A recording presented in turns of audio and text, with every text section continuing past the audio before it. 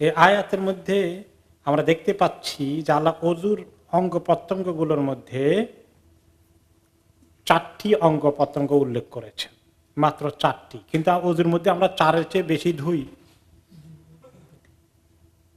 বাকিগুলো সুন্নত, যেগুলো আল্লাহ উল্লেখ করেছেন সেগুলো হচ্ছে ফরজ। এই ফরজগুলোর মধ্যে আবার আমরা বলেছি তারতিব মেনটেন করা, সিকোয়েন্স মেনটেন করা, অর্ডার মেনটেন করা, এটা কারো কারো কোনো কোনো ইমামের দৃষ্টিতে ফরজ, কোন কোন ইমাম বলেছেন ফরজ নয়, তবে খুবই গুরুত্বপূর্ণ, পারলে এটাকে লঙ্ঘন না করা। এরপরে আসে যে তারতিবের মধ্যে সুন্নত যেগুলো আছে, বাকি ফরজগুলো ছাড়া, নাকে পানি দেওয়া, কুলি করা ইত্যাদি যে আছে, এগুলো বা প্রথমে 3বার হাত ধোয়া, এগুলো সবগুলো, এগুলোর মধ্যে তারতিবটা এত জরুরি না। আল্লাহ তাআলা যেখানে প্রথম উল্লেখ করেছেন সেটাকে ঠিক রাখতে পারলে এইভাবে ওই 4টি জিনিস তারতিব রাখলেই চলবে। এরপরে আরেকটি শিক্ষা হচ্ছে আল আমরু বিতাজদীদিল উযু ইনদা কুল্লি সালাহ লিতাওয়াজ্জুদ সূরাতুল মা'মুর বিহি। ওযু থাকলেও এক নামাজ পড়ে ফেললে আরেক ওয়াক্ত এসে গেছে, আপনার ওযু আছে, তবে সেখানে কেউ যদি ওযু না করে চলবে, কিন্তু যদি করে আবার, তাহলে এটা মুস্তাহাব হবে। আমরা গত সপ্তাহে শুনেছি, তাই না? তো ওযু থাকা অবস্থা আবার মুস্তাহাব কেমনে হয়? সেটা হলো যে আল্লাহ তাআলা বলেছেন ইযা কুমতুম ইলাস সালাত, যখন নামাজ পড়তে দাঁড়াও ওযু করো। তো আমরা তো এক নামাজ পড়েছি, মাগরিব পড়েছি, ওযু ছিল, এখন আমরা বসে আছি, চাইলে পড়তে পারি। আবার এসার সময় হয়ে গেলে যদি চাই কেউ ওযু করতে চান, আবার ওযুর সওয়াব নেব আমি, তাহলে তার জন্য স্টিল মুস্তাহাব। কিন্তু যেই ব্যক্তি এখন ওযু করে ঢুকছেন, কেবল মনে করেন কোনো নামাজ, কোনো ওয়াক্তে নামাজ তিনি পড়েননি, তিনি আবার চিন্তা করলেন আমি ওযু করতে এতক্ষণ তাফসীর শুনলাম, এশার আযান দিলে আবার ওযু করে আসি, আমার সওয়াব হবে, তাহলে এইটা আর ঠিক হবে না। কারণ আপনি মাঝখানে এই ওযু, আগের ওযুটা করে কোনো ইবাদত আঞ্জাম দেননি, ফরজ ইবাদত আঞ্জাম দেননি। কাজেই এরকম না করাটাই উচিত হবে। আর যদি আপনি মাগরিব পড়ে থাকেন, এশা ওই ওযু দিয়ে এশা পড়তে চান, দ্যাট ইজ ফাইন, কোনো অসুবিধা নাই। কিন্তু যদি আপনি চান যে আমি আরেক ওয়াক্তে যেহেতু ঢুকছি আর একটা ওযু করে ফেলি, তাহলে সেটা আপনার জন্য মুস্তাহাব। ব্যাপারটা ক্লিয়ার? ওকে। আর যদি নামাজ না পড়ে থাকেন, আরেকবার করা মুস্তাহাব হবে না, বরঞ্চ বলা যায় কিছু ফাজলামি হবে আর কি। ওকে। তারপরে হলো আল আমরু বিল গুসলি মিনাল জানাবা। 19 নম্বর শিক্ষা হচ্ছে যে আল্লাহ তাআলা এখানে আমাদের যদি গোসল ফরজ হওয়ার মতো কোনো কাজ হয়ে থাকে, তাহলে সেটাকে তিনি কমান্ড করেছেন, হুকুম করেছেন, তাহলে বোঝা গেল যে এরকম কাজে গোসলটা ফরজ হয়ে যায়। স্ত্রী সহবাস বা এই জাতীয় কোনো কাজগুলো ঘটলে গোসল ফরজ হয়ে যায়, এবং গোসল করা ফরজ।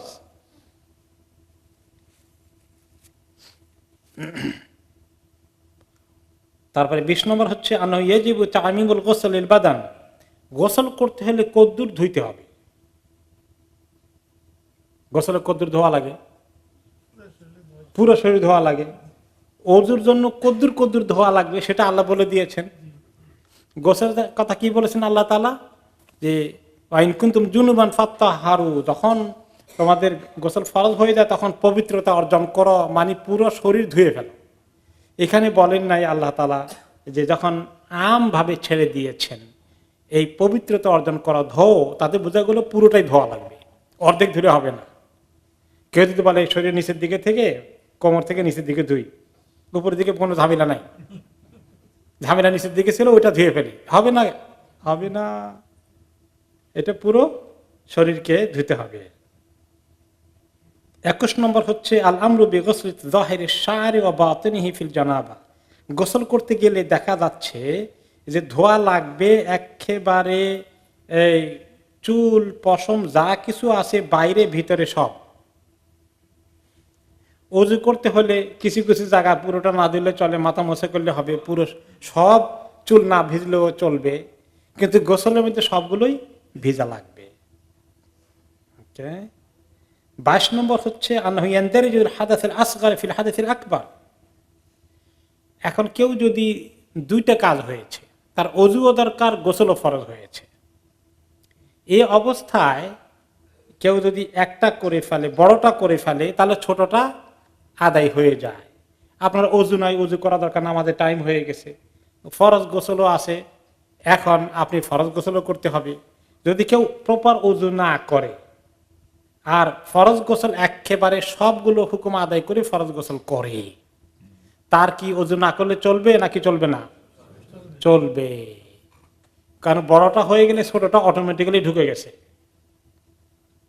যদিও প্রপার সুন্নত হচ্ছে, আমরা বলেছি, আবার রিপিট করি, যে নাপাক জায়গাটা ধোয়া, ফরজ গোসলের তরিকা কি, নাপাক জায়গায় ধুয়ে নেওয়া, তারপর হাত এদের কবজি পর্যন্ত ধুয়ে নেওয়া, পানি দিয়ে নাপাক জায়গায় ধুয়ে নেওয়া, তারপরে পুরো অজু করা, এরপরে পুরো শরীরকে পানি দিয়ে ধৌত করে নেওয়া।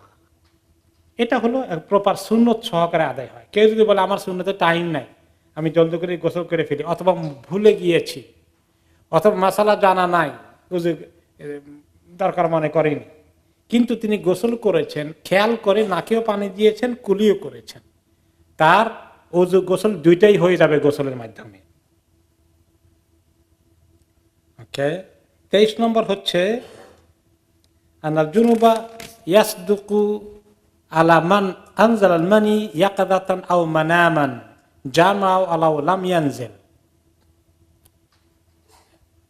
হচ্ছে যে গোসল ফরজ কোন কারণে হয়?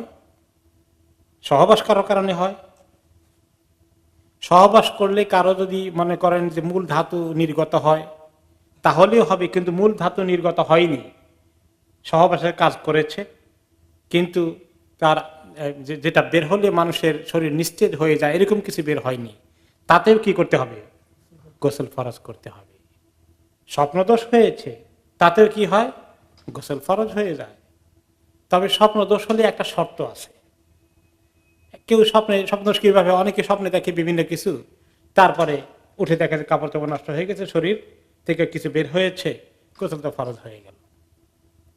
কিন্তু অনেক স্বপ্ন দেখেছে, মনে হলো স্বপ্নদোষ হওয়ার মতো অনেক কিছু ঘটে গেছে, সকালে উঠে দেখে যে শরীরে কোনো জায়গায়, যেটাকে বলে মনির কোনো লক্ষণ নাই, কিন্তু স্বপ্নে একজাক্টলি ওইরকম দেখেছে, যেরকম অন্য সময় স্বপ্নদোষ হলে যে মনি বের হয় ওইরকম সব কিছুই সে দেখেছে, কিন্তু কিছুই নাই, কাপড় একদম শুকনা, শরীরও শুকনা। এখন কি গোসল ফরজ হবে? হবে না। তাহলে স্বপ্নদোষের জন্য মনি বাইর হওয়া শর্ত, কিন্তু স্ত্রী সহবাসের জন্য মনি বাইর হওয়া শর্ত নয়।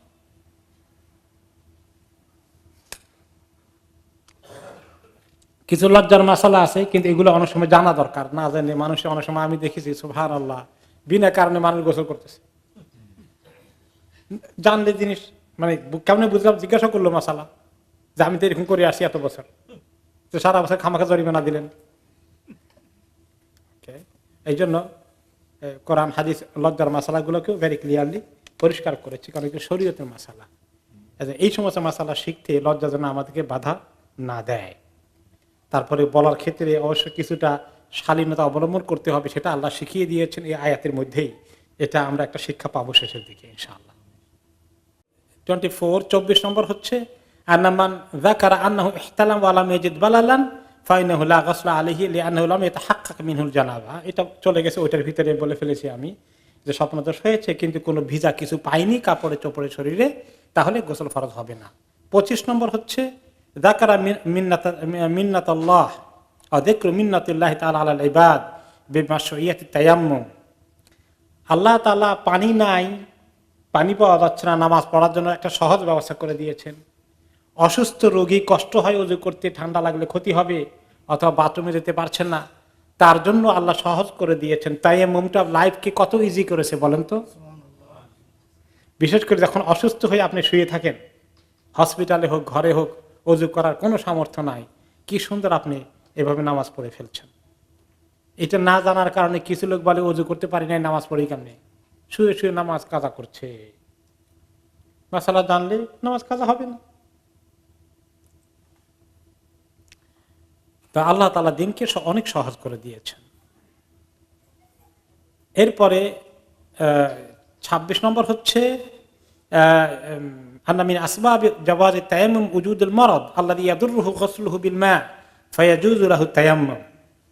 যে তায়াম্মুম কখন অ্যালাউড হয়, বিশেষ করে যারা অসুস্থ থাকে, যে কোনো অসুস্থতায় তায়াম্মুম কি অ্যালাউড হবে?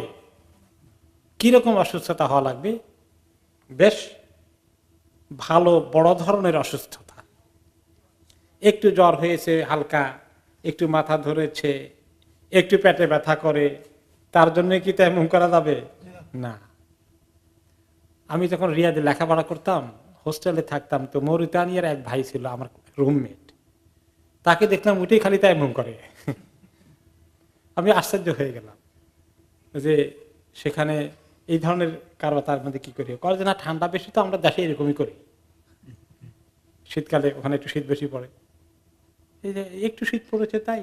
হ্যাঁ, যদি এমন কোনো কঠিন শীতকাল এবং কোন রকম পানি গরম করার কোনো ব্যবস্থা নাই, মরুভূমির মতো কোনো জায়গায় অথবা এরকম কোনো জায়গায় আছেন যে পানিতে হাত দিলে মানে খাড়া অসুস্থ হয়ে যাওয়ার সম্ভাবনা আছে, ইম্পসিবল, এরকম ক্ষেত্রে হইতে পারে। রাশিয়ার যে কি জানি ঠান্ডা জায়গাটা কি বলে, সাইবেরিয়া, যদি ওখানে গরম পানির কোনো ব্যবস্থা না থাকে, তাহলে মানুষ অনেক সময় নির্ঘাত অসুস্থ হয়ে মারা যেতে পারে। এক্ষেত্রে ঠিক আছে, দ্যাটস ফাইন। এরপরে হচ্ছে 27 নম্বর, আন্না মিন জুমলাতি আসবাবি জাওয়াজিহি সফর আল ইতিয়ান মিনাল বাউল আল গায়েত ইযা আদামা আল মা ফাল মারদ ইয়াজুজু তায়াম্মুম মা উজুদ আল মা লিহুসুল তাদাররুর ফি ওয়া বাকিহা ইয়াজুজু আল আদামু লিল মা ওয়ালাউ কানা ফিল হাদার। তায়াম্মুমের প্রসঙ্গে আল্লাহ তাআলা বলেছেন, যখন তোমরা সফরের হালাতে থাকো, পানি না থাকলে তখন তায়াম্মুম করা যায়। তার অর্থে এই নয় যে এলাকায় থাকলেও তো অন্য সময় পানি থাকে না, যে পানি না থাকলে এলাকায় থাকলেও তায়াম্মুম করা যাবে না। যেমন আমাকে এক লোকে বললেন যে তিনি মসজিদের পাশে থাকতেন, বলে যে আমি তো বাসায় হিটার ছিল না, হিটিং ছিল না, খুব বেশি ঠান্ডা পানি দিয়ে গরম না করে আমি তায়াম্মুম করে নামাজ পড়েছি। তা আমি বললাম যে বাসায় যে হিটিং ছিল না, তো পাশেই তো মসজিদ আছে, মসজিদে গরম পানি আছে, করা দেরি হয়ে গেছে, আমি নামাজ পাই নাই, তাহলে তো হবে না। 2 নম্বর, আপনার বাসায় চায়ের কেটল আছে বলে আছে, তো চায়ের কেটল দিতে পানি গরম করে গোসলও করা যায়, ওযুও করা যায়। ওহো, তা তো খেয়াল করিনি। হ্যাঁ, এগুলো থাকে। তারপরে বলেন যে অসংখ্য বাসায় পানি নাই, তো বাসায় পানি না থাকলে দোকানে পানি পাওয়া যায় কিনা, পাশের বাসায় বা কোনো জায়গায় মসজিদে যাওয়া যাবে কিনা, পানি আনা যাবে কিনা, এগুলো সব হওয়া লাগবে। তারপরে 28 নম্বর হচ্ছে আনাল খারিজা মিনাস সাবিলাইন মিন বাউলিন ওয়া গাইতিন ইয়ানকুদুল উযু। এই যে তোমরা টয়লেটে গেলে, পায়খানা পেশাব করলে ওযু করা লাগবে, এই কথার দ্বারা কি বোঝা গেল? এখন কারো যদি প্রস্রাবও হয় না, টয়লেটও হয়নি, কিন্তু এই 2 রাস্তা দিয়ে কিছু একটা বের হয়েছে, তখন ওযু আছে না চলে গেছে? চলে গেছে। তাহলে কেউ যদি বলে যে খালি পায়খানা প্রস্রাব বের হলে ওযু করতে হবে, আর কিছু রক্ত বের হলো, অন্য কোনো পুজ বের হলো, অন্য কোনো পানি বের হলো, অন্য কোনো তরল পদার্থ বের হলো, তাহলে ওযু লাগবে না, এটা যেন মনে না করে। এনিথিং as-sabilain বলে, এই 2 রাস্তা, 2 exits, এই এক্সিট 2টা দিয়ে যা কিছু বের হয়, কিছু বের হলেই ওযু চলে গেল, ওযু করতে হবে। ওকে, 29 নম্বর আয়াত, ইস্তাদাল্লা বিহা মান ক্বালা লা ইয়ানকুদুল উযুআ ইল্লা হাদানিল আমরানি ফালা ইয়ানতাকিদু বিলামসিল ফারাজি ওয়ালা বিগাইরিহি। যারা কেউ শুধু এই 2 রাস্তা দিয়ে কিছু বের হলেই ওযু করার কথা বলেছেন, অন্য কিছু দিয়ে কিছু বের হলে ওযু করা লাগবে না। এটাই শরীর থেকে অন্য কোনো জায়গা দিয়ে কিছু বের হলে, নাক দিয়ে কান দিয়ে কিছু বের হলে ওযু করা লাগবে না, ওযু স্টিল আছে। এবং এমনকি নাক দিয়ে যদি রক্ত বের হয়, কোন কোন ইমাম ফতোয়া দিয়েছেন ওযু যাবে, কিন্তু অনেকেই যারা বলছেন যে 2 রাস্তা দিয়ে কিছু বের না হলে ওযু যাবে না, তাদের দৃষ্টিতে এখনো ওযু যায় নাই। এটা নিয়ে কিছু ইখতিলাফ আছে, আপনারা জানেন। 30 নম্বর হচ্ছে ইসতিহবাবুত তাকনিয়া আম্মা ইস্তাকদারু তালাফুজ বিহি। এখানে আল্লাহ তাআলা একটা চমৎকার আদব শিখিয়েছেন আমাদেরকে। টয়লেটে যাওয়ার কথা আল্লাহ তাআলা কিভাবে ব্যবহার করছেন জানেন? অত্যন্ত ভদ্র ভাষা, এক্সট্রা পোলাইট ল্যাঙ্গুয়েজ। তিনি বলেছেন আও জাআ আহাদুম মিনকুম মিনাল গায়ব, তোমাদের কেউ যদি বাইরে থেকে ঘুরে আসে, বাইরে গেছে। বাংলাদেশের কোনো কোনো জায়গায় এই টয়লেটে যাওয়াটাকে কি বলে, আমি একটু বাইরে যাব। আমার মনে আছে আমি যখন এই কোন কোন এলাকায় মাদ্রাসা পড়েছিলাম প্রাইমারি, ওস্তাদ যে আমি একটু বাইরে যাব, এর অর্থ ছাত্র বুঝে ওস্তাদজিও বুঝে বাইরে যাওয়ার অর্থ কি, এই পেশাব পায়খানা কিছু একটা যাবে, বাইরে বাতাস খেতে যাচ্ছে না, ওইটা জানলে তো ওস্তাদ পারমিশন দিবেন না। তাহলে বাইরে যাওয়া পেশাব পায়খানা কি মিন করে। ঠিক এই শব্দটাই গায়েত মানে হচ্ছে গাতাফিল আরদ আই গাবা, কেউ জমিনে এমন জায়গায় চলে যায় তাকে আর দেখা যায় না, অদৃশ্য হয়ে গেল। টয়লেটে পেশাব পায়খানা গেলে মানুষের অদৃশ্য জায়গায় বসে না, যেন কেউ দেখতে পায় না, ওই শব্দ আল্লাহ তাআলা ব্যবহার করেছেন, খুব পোলাইট শব্দ ব্যবহার করেছেন। তাহলে বোঝা গেল যে আমরা যখন আলাপ আলোচনা করি, কথাবার্তা বলি, প্রাইভেটলি একান্তভাবে কোনো কোনো জায়গায় নয়, আমরা একটু অনেক খোলামেলা কথা বলি, কিন্তু যখন ওপেন মাহফিলে পরিবেশে কথা বলি, বিভিন্ন লজ্জার বিষয় আছে, তখন যদ্দূর সম্ভব ভদ্র জনচিত ভাষা ব্যবহার করা, এরকম ভাষা ব্যবহার করা। মাহফিলের মধ্যে ছেলে আছে, বাবা আছে, ঘরের মধ্যে আমাদের মা বোনরা শুনতেছে, রেডিও আছে, এগুলো শব্দগুলো যেন খুব বেশি একেবারে ডাইরেক্ট না হয়ে যায়, ইনডাইরেক্ট যদি হতে পারে তত ভালো। বিভিন্ন অঙ্গ প্রত্যঙ্গ আছে, সেন্সিটিভ অঙ্গ প্রত্যঙ্গ আছে, লজ্জাস্থান, এটা একটা ভদ্র শব্দ না? আরো খুঁটিনাটি বললে তো আরো অনেক শব্দ আছে। তাহলে প্রত্যেক ল্যাঙ্গুয়েজে এরকম কিছু ভদ্র জনচিত শব্দ আছে। এগুলো আম মাহফিলের জন্য চমৎকার আইডিয়া। আল্লাহ তাআলা আমাদেরকে এই সুন্দর আদব শিখিয়ে দিয়েছেন। 31 নম্বর,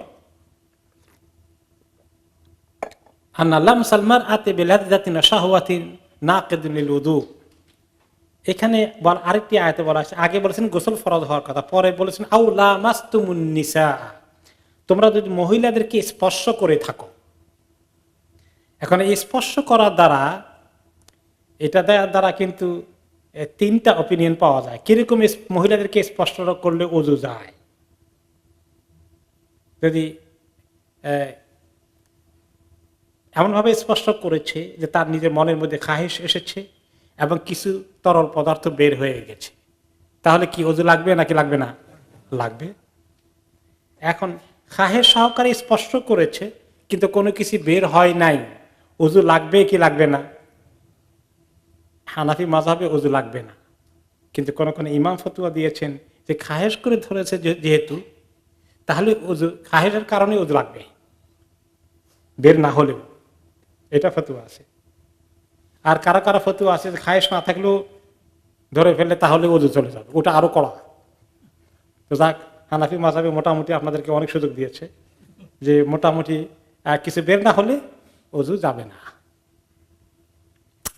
তারপরে হলো 22 নম্বর, ইশতারাতু আদমিল মাই লিসিহাতি তায়াম্মুম, পানি না থাকলে, শরীর ভালো থাকলেও ওযু করা, তায়াম্মুম করা অ্যালাউড হয়ে গেল।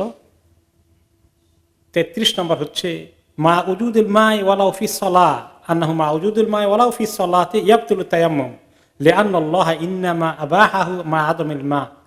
কোন জায়গায় মোটেই পানি নেই, এখন লোকেরা তায়াম্মুম করে নামাজ পড়ছে, মানে কোনো গ্রামে, কোনো শহরে, পুরো শহরেই নাই, পুরো এলাকাতে, পুরো পাড়াতে নাই, দোকানও নাই, অথবা এরকম কোন হালাতে পৌঁছে গেছেন, এখন নামাজ শুরু করে দিয়েছেন, এখন তো তায়াম্মুম করে নামাজ পড়তে হবে, ওয়াক্ত চলে যাবে, কাজা হয়ে যাবে, কাজা করা যাবে না।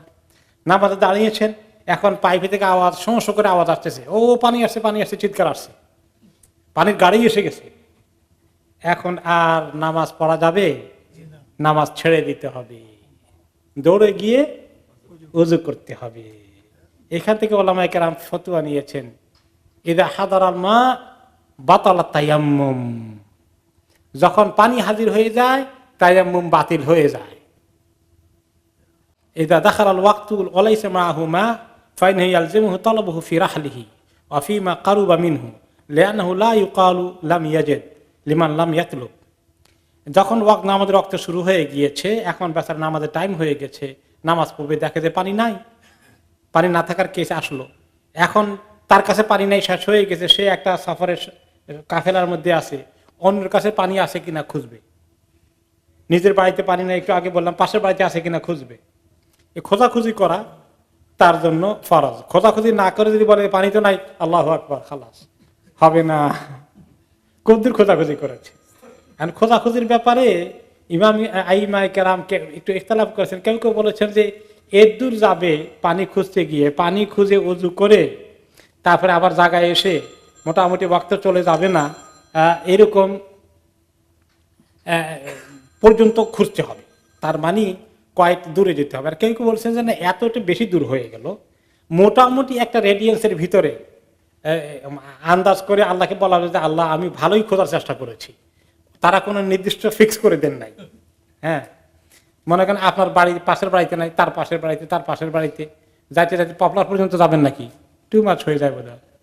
হ্যাঁ, তো এরকম একটা আন্দাজ করে আপনি ইতমিনান হওয়া লাগবে যে আমি যথেষ্ট খুঁজছি। এটা হলো কোনো কোনো ফকির ধারণা।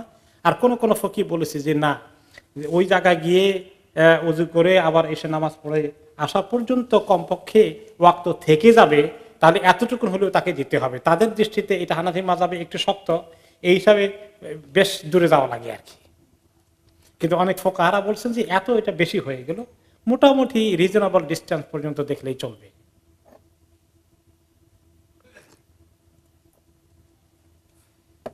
এরপরে হচ্ছে 35 নম্বর, তাই না? 35 আন্না মান ওয়াজাদা মাআন লা ইয়াকফি বা'দা তাহারাতিহি ফাইন্নাহু ইয়ালজিমুহু ইস্তিমালুহু সুম্মা ইয়াতায়াম্মামু বা'দা যালিকা। 35 নম্বর হয়ে গেছে, পানি তো আছে কিন্তু এত অল্প পানি আছে যে গোসল ফরজ থাকলে গোসল ফরজ আদায় হবে না, বা এত কম আছে ওযু অর্ধেক হবে বাকিটা অর্ধেক হবে না, তাহলে কি করা যাবে? কোন কোন ফকিহ বলেছেন যে তাহলে যদ্দূর পর্যন্ত ধোয়া যায় তদ্দূর ধোবে, আর পরে আবার তায়াম্মুম করে নেবে। কিন্তু কোন কোন মাযহাবে, হানাফি মাযহাবে আসছে যে না, এটা জোড়া তালে দিয়ে লাভ নাই, হয় ওযু হবে নয় গোসল হবে, তা না হলে তায়াম্মুম হবে, দুইটার কোনো দরকার নাই।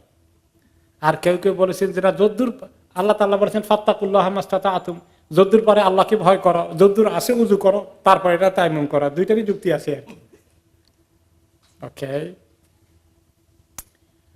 রাইট। এরপরে আছে যে পানি তো আছে, আনাল মা'আল মুতাগায়্যির বিত-তাহিরাত মুকদ্দামুন আলা তায়াম্মুম আইয়াকুনু তাহুরান লিআনাল মা'আল মুতাগায়্যির মা ফায়াদখুলু ফি কওলিহি ফালাম তাজিদু মা'আন। এখন বলে যে পানি তো নাই, কিন্তু এমন জিনিস আছে যেটাকে বলা যায়, মানে যেমন রোজ ওয়াটার, গোলাপ জলের পানি, গোলাপ জল বলে, তাই না? এটা পানি কিনা না অন্য কিছু? এটাও পানি, কিন্তু পানির মধ্যে অন্য কিছু ঢুকছে। পানিতে 3টা ক্রাইটেরিয়া, কি কি 3টা মৌলিক গুণ পানির, কি কি বলেন তো? স্বাদ, গন্ধ, বর্ণ।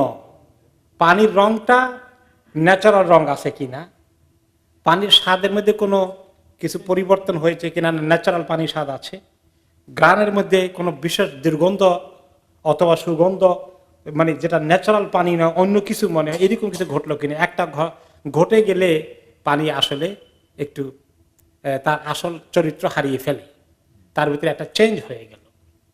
তবে যদি কোনো নাপাক জিনিস না ঢুকে, পাক জিনিসের কারণে কিছু একটা হারায়, যেমন পানি আছে, তো পানির মধ্যে একটু রং দিয়ে দিয়েছেন, পানিটা লাল হয়ে গেছে, পানির আসল কোনো চরিত্র ওই কালারটা নাই, কিন্তু এই যে রং মিক্স করেছেন রংটা নাপাক না। এখন যদি সাদা পানি না থাকে তাহলে রঙিন পানি দিয়ে ওযু হয়ে যাবে, এটা দিয়ে করতে হবে তায়াম্মুম না করে। গোলাপ জল আছে, এখন এটা সুগন্ধ ঢুকছে এর ভিতরে, কিন্তু স্টিল অন্য কিছু নাপাক জিনিস ঢুকেনি, তাহলে এরকম পানি দিয়ে ওযু হয়ে যাবে, তায়াম্মুম না করে এরকম পানি দিয়ে ওযু করতে হবে। এটা হলো যে পানির কদ্দুর পর্যন্ত আমাদেরকে চেক করতে হবে, দেখতে হবে, পাওয়ার চেষ্টা করতে হবে। এরপরে কয় নম্বর? 36 করে ফেললাম। 37 আন্নাহু লা বুদ্দা মিন নিয়াতি তায়াম্মুম, তায়াম্মুম করার আগে নিয়ত। অনেক ফুকাহারা বলেছে নিয়ত শর্ত, যদিও হানাফি মাযহাবে ওযু গোসল তায়াম্মুমের জন্য নিয়ত শর্ত নয়, অবশ্য আল্লাহ তাআলা বলেছে ফাতায়াম্মামু, এর মধ্যে নিয়তের কথা আছে। এটা মানে নিয়তের অর্থ কি, যে আমি তো এমন করছি, আমি খেলাধুলা করছি না। বাচ্চারা অনেক সময় খেলাধুলা করে মাটি দিয়ে, তাদের তো এমএম নিয়ত আছে নাকি? আমি কেন তো এমন করতেছি, নামাজ পড়বো, এইটা নিয়ত হয়ে গেছে। আর কেউ যদি এমন হয় যে সে কোনো কারণে মাটির মধ্যে কতক্ষণ গড়াগড়ি করছে, উঠে দেখে যে মুখের মধ্যে ভালো করে মাটি লাগছে আর হাতের মধ্যে ভালো করে লেগে গেছে, তো অনেক ফোকাহা বলছে না, হয় নাই, এ লাগালাগিতে কাজ হবে না। আল্লাহ তাআলা ফাতায়াম্মামু বলেছেন তুমি প্ল্যান করে তায়াম্মুম করতে হবে, নিয়ত করে। এরপরে হচ্ছে 48 নম্বর, তাই না? 38 আন্নাহু ইয়াকফি তায়াম্মুম বিকুল্লি মা তাসাআদা আলা ওয়াজহিল আরদ মিন তুরাবিন ওয়া গায়রিহি ফায়াকুনু আলা হাযা কাওলুহু ফামসাহু বিউজুহিকুম ওয়া আইদিকুম মিনহু। কোন জিনিস দিয়ে তায়াম্মুম হয়, আল্লাহ তাআলা তার জন্য ব্যবহার করেছেন তায়াম্মুমের শব্দটা, বলেছেন ফাতায়াম্মামু সাঈদান তাইয়্যিবা, তোমরা পবিত্র মাটি দ্বারা তায়াম্মুম করো। মাটি বলতে কি বোঝায়? আসলে সাঈদ মানে মাটি না, সাঈদ মানে হলো যে জমিনের উপরের স্তর, যে জিনিসটা, হ্যাঁ, জমিনের উপরের যে লেভেলটা আছে এইটাকে সাঈদ বলে। আল্লাহ তাআলা তোরাব বলেন নাই, আরদ বলেন নাই, যেগুলো মাটির অন্যান্য শব্দগুলো আছে। এখান থেকেই অনেকে নিয়েছেন যে জমিনের উপরে যা কিছু আছে মাটি জাতীয় সবটাই মাটি। এখন মনে করেন মাটি আছে, আর মাটির মতো কি ন্যাচারাল কি আছে জমিনের মধ্যে, বলেন তো দেখি। হ্যাঁ, কি বলেন? পাথর।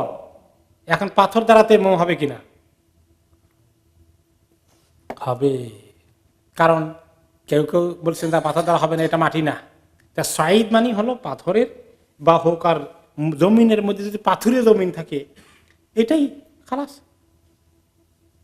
এটা ন্যাচারাল, এটা জমিনের অংশ কিনা। অবশ্যই ফ্লোরে যখন এগুলা থাকে জমিনের অংশ হয়ে যাবে। এরকম মাটি দ্বারা বানানো হয়েছে, যেমন মাটির ওয়াল, মাটির ইট, এগুলো দ্বারা হয়ে যাবে।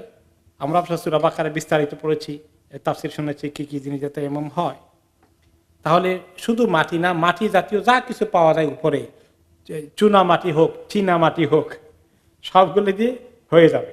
বালু হোক, হ্যাঁ, এঁটেল মাটি হোক, হয়ে যাবে। এখান থেকে কেউ কেউ আবার আর চেয়ে বেশি নিচ্ছে যে মাটি থেকে ন্যাচারালি যা গ্রো করে সেগুলো দ্বারা হবে। তার ভিত্তিতে ইমাম মালিক রাহমাতুল্লাহ আলাইহি বলছেন মাটির থেকে ঘাস উঠছে, মাটি থেকে গাছ উঠছে, গাছের মধ্যে টাচ করলেও হবে, এটাও মাটির অংশ, কারণ জমিন থেকে ন্যাচারালি উঠছে। তো উনি একটু বেশি দূরে চলে গেছেন রাহিমাহুল্লাহ। ওকে, তারপরে হচ্ছে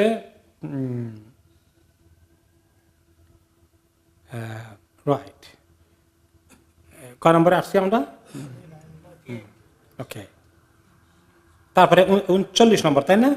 আন্নাহু লা ইয়াসিহু তায়াম্মুম বিতুরাবিন নাজিস লিআন্নাহু লা ইয়াকুনু তাইয়িবান বাল খাবিসান।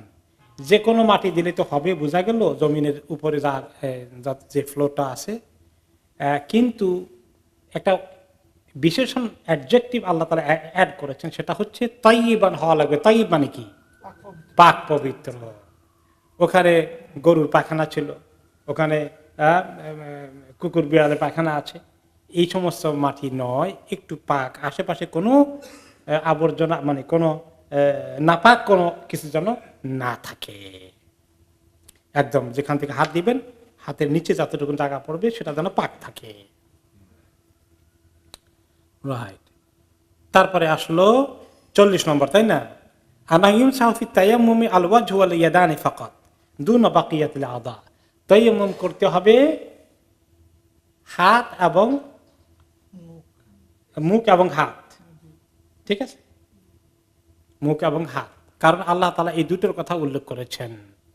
ওকে, তিনি কি বলেছেন? ফাতায়াম্মামু সাঈদান তাইয়্যিবা ফামসাহু বিউজুহিকুম ওয়া আইদিকুম মিনহু।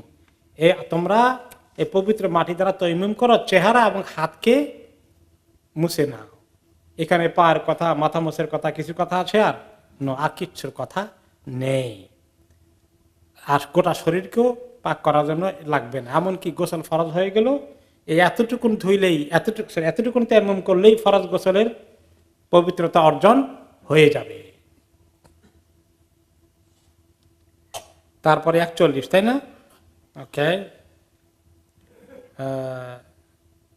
বেউজুহিকুম দ্বারা চেহারাকে মুছে নাও, এর দ্বারা হচ্ছে চেহারা বলতে কদ্দুর মুছতে হবে, যতটুকুন ধোয়া লাগে এই চুলের গোড়া থেকে এখানে থুতনি বা থুতনি পর্যন্ত, আর এদিকে এই কানের গোড়া পুরোটাই ধোয়া লাগবে, পুরোটাই মোছা করা লাগবে।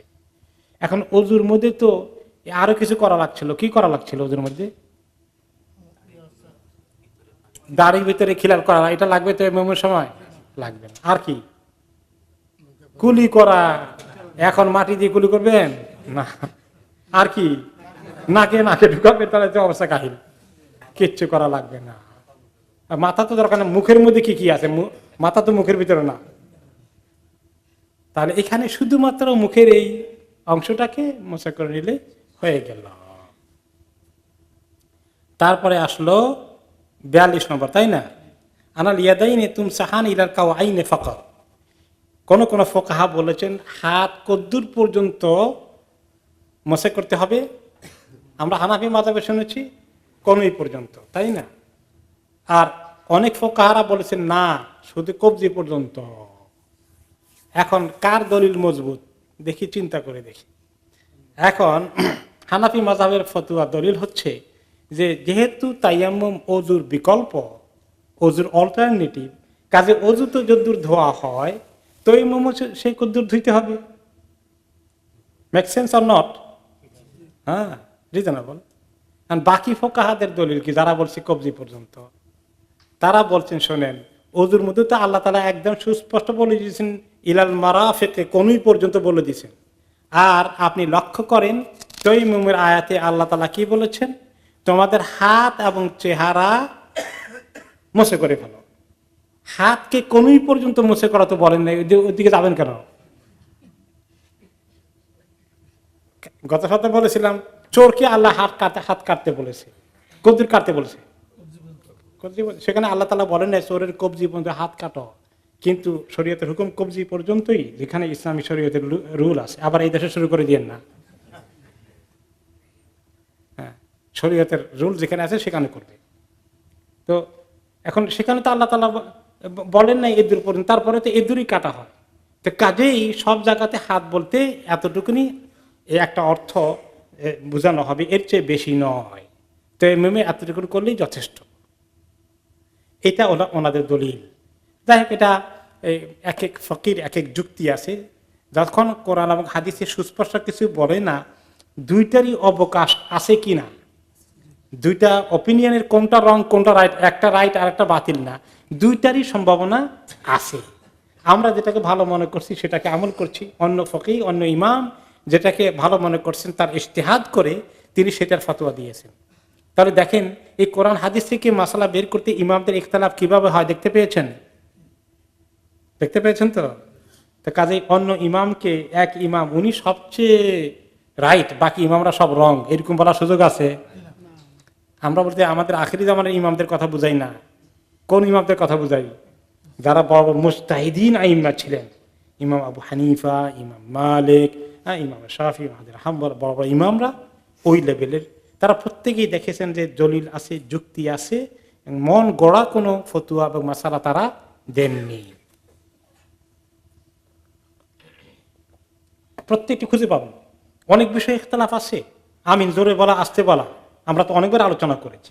বিসমিল্লাহ জোরে বলা আস্তে বলা, রাফল ইয়াদাইন করা না করা, এরপরে আপনার তারাবি নামাজ 8 রাকাত বা 20 রাকাত, এগুলো সবগুলোর দলিল আছে কিনা? আছে। কাজে এগুলোর ক্ষেত্রে বাড়াবাড়ি করা, আরেক ইমামকে কন্ডেম করা, নিন্দা করা, যাতা কথা বলা, এগুলো বড় ধরনের অন্যায় কথা। এগুলো কখনো করা ঠিক নয়, কোনো ভালো মানুষ এগুলো করতে পারে না। এরপরে আমরা যাই, কত নম্বরে যাব? 43 নম্বর। আয়া আম্মাতুন ফি জাওয়াজ তায়াম্মুম লিজামিল আহদাথি কুল্লিহা, আল হাদাথ আল আকবার ওয়াল আসগর ওয়া লিনাজাসাতিল বাদান আল্লাহ জাআলাহা বাদলান আন তাহারাতিল মা, এই যে তায়াম্মুম দ্বারা সকল পবিত্রতা অর্জন হয়, ছোট জিনিস বড় জিনিস, ছোট ছোট হাদাস কোনটা? আল হাদাসুল আসগর, ছোট অপবিত্রতা কোনটা? ওযু লাগে যেগুলাতে, পেশাব পায়খানা হলে। আর বড় অপবিত্রতা কোনটা? গোসল ফরজ যেখানে হয়। দুইটাই কভার করে।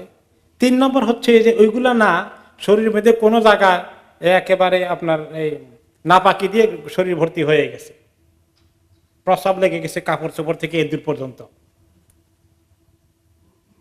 অনেক কিছু ঘটে গেছে, এখন ধোয়া দরকার, অবশ্যই ধোয়া লাগবে। এখন ধোয়ার মতো পানি নাই, ওযু করার যেরকম পানি নাই, গোসলের পানি নাই, কাপড় ধোয়ার শরীর ধোয়ারও পানি নাই। তাহলে এখানে তায়াম্মুম করলেও এই শরীর পাক হয়ে যাবে, নামাজ হয়ে যাবে। ওকে, তারপরে কয় নম্বর গেল? 44 আসবে, তাই না? ওকে, কেউ কি অবশ্য অনেক ইমাম দ্বিমত পোষণ করেছেন, তার বলছে যে না, শরীর কোন জায়গায় প্রস্রাব লেগেছে, নাপাকি লেগে গেছে, এইটা তায়াম্মুম দ্বারা পাক হবে না। ওযু করার জন্য যে বিকল্প, সেটার জন্য তায়াম্মুম একমাত্র পাক করবে, গোসলের বিকল্প হিসেবে তায়াম্মুম পাক করবে, কিন্তু শরীর পাক করার জন্য তায়াম্মুম কাজ দিবে না। এটা হানাফি মাযহাবের ফতোয়া, তারা এটার সঙ্গে একমত হননি। 45 নম্বর, লাউ নাওয়া মিন মান আলাইহি হাদাসানি আত-তায়াম্মুম আনহুমা ফাইন ইউজু আখদান মিন উমুমিল আয়াত ওয়া ইতলাকিহা। এটা আমরা রিপিট হচ্ছে যে যদি দুইটা গোসল ফরজ, ওযু ফরজ, দুইটাই ওযু জরুরি থাকে, তাহলে বড়টা করলে ছোটটা অটোমেটিক্যালি আদায় হয়ে যাবে। 46 আন্নাহু ইয়াকফিল মাসহু বিআইয়ি শাইইন কান বিয়াদিহি আও গায়রিহা, যে কোনো কিছু দিয়ে মাসে করলে হবে, হাতের মধ্যে হাত দিয়ে করলেও হবে, অথবা যদি অন্য কোনো রুমাল দিয়ে কোনো কিছু দিয়ে ধরে করে ফেলে তাতেও হয়ে যাবে। 27 নম্বর হচ্ছে তারতিব রক্ষা করতে হবে। তারতিব, সিকোয়েন্স, অর্ডার, আগেরটা আগে পরেরটা পরে। আল্লাহ তাআলা আগে যেটা মেনশন করছেন সেটা আগে মুছে করতে হবে। আগে আল্লাহ তাআলা কি কোনটা মেনশন করেছেন? ফামসাহু বিউজুহিকুম ওয়া আইদিকুম। ওকে, তোমাদের চেহারা আগে মুছে করো, তারপরে হাত। এটা কেউ যদি উল্টাটা করে তাহলে ঠিক হবে না। ওকে, যদি এক্ষেত্রে কিছু ইখতিলাফ আছে। তারপরে কত নম্বর? 48 নম্বর, ইন্নাল্লাহ তাআলা ফীমা শারাহু লানা মিন আহকাম লাম ইয়াজআল আলাইনা ফী যালিকা মিন হারাজ ওয়া লা মাশাক্কাতা ওয়া লা উসর ওয়া ইন্নামা হুয়া রাহমাতুম মিনহু বিইবাদিহি লিইউতাহহিরাহুম ওয়া লিইউতিম্মা নি'মাতাহু আলাইহিম। এতক্ষণ আমরা যা শুনলাম, আল্লাহ রাব্বুল আলামিন শরীয়তের যে হুকুম আহকামগুলো দিয়েছেন, বান্দাদেরকে তিনি খুব কষ্টের জিনিস চাপিয়ে দিতে চেয়েছেন না, তাদেরকে কষ্ট হলেই আল্লাহ সহজ করে দিয়েছেন। যে কোনো বিষয়ে কষ্ট হলেই আল্লাহ তাআলা সহজ করে দিয়েছেন। আল্লাহ রাব্বুল আলামিন কত রকমের চান যে বান্দার যেন কষ্ট না হয়।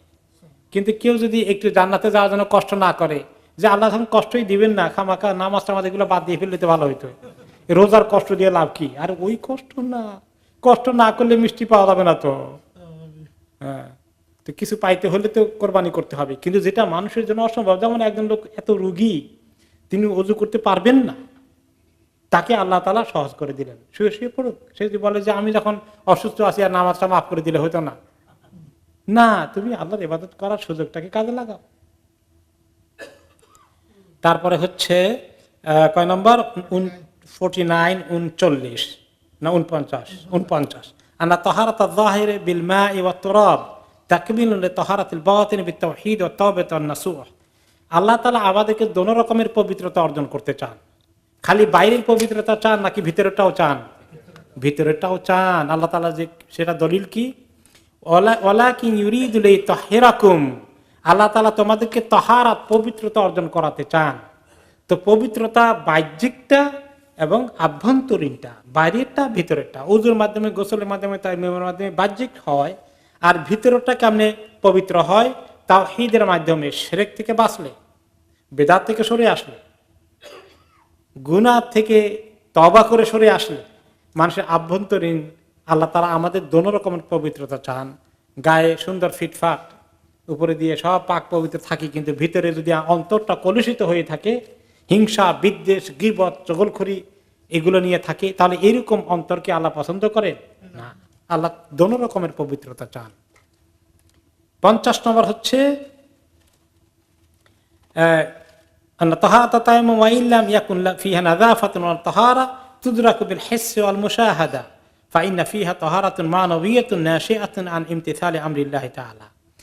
কেউ কেউ প্রশ্ন করতে পারে, তায়াম্মুম তো করি, পাক হয়ে গেলাম বললাম, কিন্তু তো এই যে না পাক জিনিস তো রয়েই গেল, ওগুলো তো পাক হলো না, গোসল না করলে কেমনে পাক হয়ে গেল?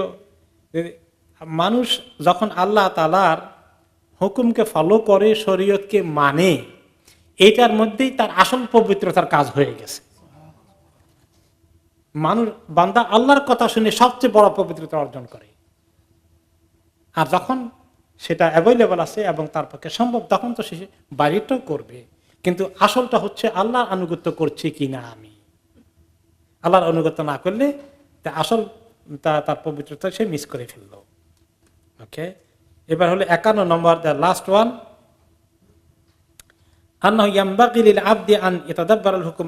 এই যে 50 নম্বরটার মধ্যেই অনেকের মনে খুঁতখুঁতি থাকে। শুনেন, যখন তায়াম্মুম করে, ফরজ গোসল, এখন তায়াম্মুম করে নামাজ পড়ে, কয় আর সর্বনাশ, কি কাম, নামাজ কি হবে কিনা আল্লাহই জানে। মনের ভিতরে খালি সবার সন্দেহ, খুঁতখুঁতি ভাব। আল্লাহ তাআলার হুকুম যে আল্লাহ শরীয়ত দিয়েছে, নিশ্চিন্তে নির্দ্বিধায় আমল করবে, কোনো হেজিটেশন নাই। 51 নম্বর, ইয়ামবাগি লিল আবদি আন ইয়াতাদাব্বারাল হিকাম ওয়াল আসরার ফি শারাইল্লাহ ফি তাহারাতি ওয়া গায়রিহা লিয়াজদাদা মা'রিফাতান ওয়া ইলমান ওয়া ইয়াজদাদা শুকরান লিল্লাহি ওয়া মাহাব্বাতান লাহু। ওকে, আল্লাহ তাআলার বান্দাদের উচিত যে আল্লাহ যে হুকুমগুলো শরীয়তের দেন, এগুলোর মধ্যে কত সুন্দর হিকমত আছে কিনা, যুক্তি আছে কিনা, আর এর মধ্যে অনেক ধরনের মানে গুরুত্বপূর্ণ রহস্য, যুক্তি এবং রিজনগুলো আছে আল্লাহ শরীয়তের মধ্যে। এগুলো যত জানবে, তত বান্দা আল্লাহ তাআলার প্রতি তার কৃতজ্ঞতা, শুকরগুজার বেশি হয়ে যাবে। আল্লাহকে ভালো করে চিনবে যে আল্লাহ বান্দার প্রতি কত মেহেরবান। এগুলো না চিনলে বলে যে আল্লাহ তাআলা খালি নামাজের মতো বোঝা চাপিয়ে দিছে, এত লম্বা রোজা রাখতে হয়, এরকম চিন্তা করবে, খালি তার কাছে কঠিন লাগে। সুদ নিও না, বাড়ি কিনা যাবে না, হারে এই কাউন্সিল থেকে অফার পেয়েছিলাম 100,000 পাউন্ডে তারা আমাকে ছাড় দেবে, ইস বাড়িটা খেতে পারতেছি না। ইমাম সাহেবের কাছে 3 বার আসে, কোন সূরাতে এটা হালাল করা যায় কিনা। সুবহানাল্লাহ, বান্দা আল্লাহ তাআলা নিষেধ করেছেন, এইটা জেনে শুনে তার মনের ভিতরে ইতমিনান পয়দা হওয়া দরকার। হ্যাঁ, তাহলে তার সঙ্গে আল্লাহ সম্পর্কটা মজবুত হয়ে যাবে। আল্লাহ তাআলা কি আমার আপনার কল্যাণকামী না কল্যাণকামী না? কল্যাণকামী। আল্লাহ তাআলা আমাদেরকে কত মহব্বত করেন, কত ফায়দা চান, কত কল্যাণ চান। ইউরিদুল্লাহু বিকুমুল উসর ওয়ালা ইউরিদু বিকুমুল উসর, রোজার আয়াতে আল্লাহ তাআলা বলেছেন, আল্লাহ তাআলা তোমাদের জন্য একদম সহজ করে দিতে চান, কঠিন করে দিতে চান না। এইগুলো জেনে আমরা আল্লাহ তাআলার প্রতি শুকরগুজার, আলহামদুলিল্লাহ।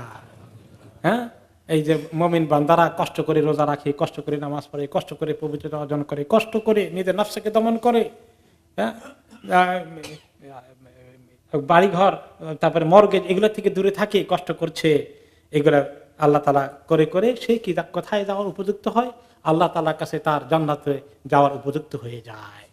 কাজে মুমিনের জন্য শরীয়তের হুকুম জানা, এর মধ্যে কোনো ক্ষতি নাই। কিছু লোক আছে কি জানেন, কয় বেশি জানো না, বেশি জিজ্ঞাসা করো না, জানো না, তাহলে তো অনেক আটক করে দেবে তোমাকে। মাসালা জিজ্ঞাসা করতে চায় না, কয় না জেনে করি, আল্লাহ তো বলবে যে আল্লাহ জানি নাই তো করে ফেলছি। একটু বেশি চালাক লোক আছে না কিছু আমাদের সমাজে।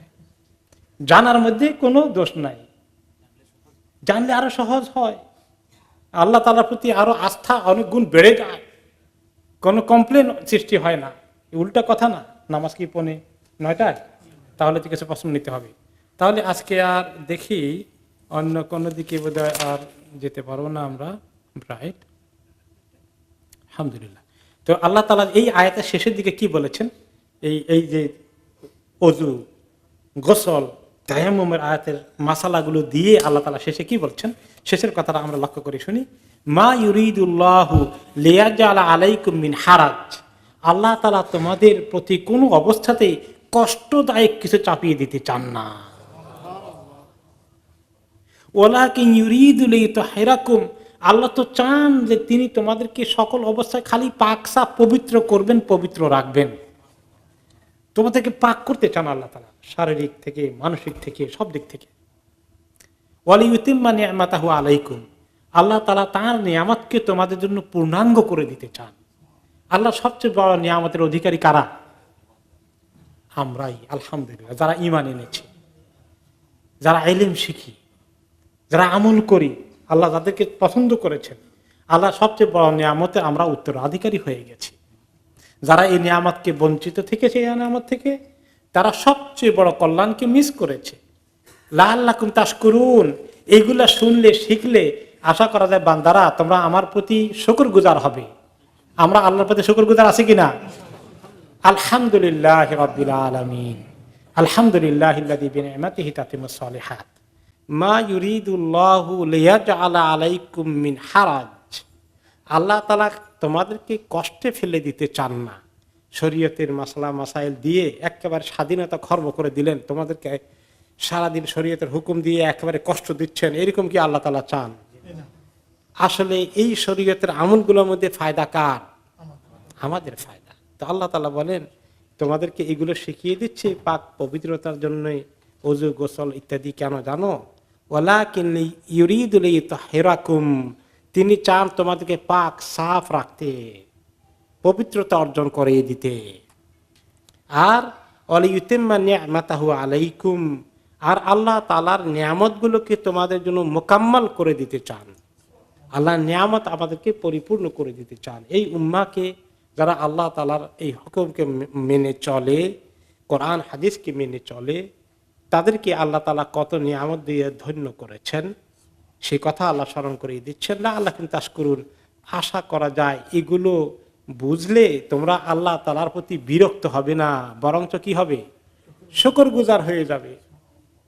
রোজার নিয়ামত দিয়ে কত লম্বা রোজা রাখছি, খুব আল্লাহর প্রতি বিরক্ত হয়ে গেছি নাকি? সুবহানাল্লাহ। 5 ওয়াক্ত নামাজ পড়ে শীতের মধ্যে ঘুম থেকে উঠা লাগে, ঘুম পড়ে নাই, তারপরে উঠতে হয়, তা আল্লাহ তাআলার প্রতি বিরক্ত হয়ে গেছি? বরঞ্চ আল্লাহ তাআলার প্রতি কৃতজ্ঞতায় আমাদের মনটা ভরে যায় যে আল্লাহ তাআলা আমাদেরকে তার গোলামি করার জন্য আমাদেরকে এই যে তৌফিক দিয়েছেন। আল্লাহ তাআলা তৌফিক না দিলে কি সম্ভব হতো?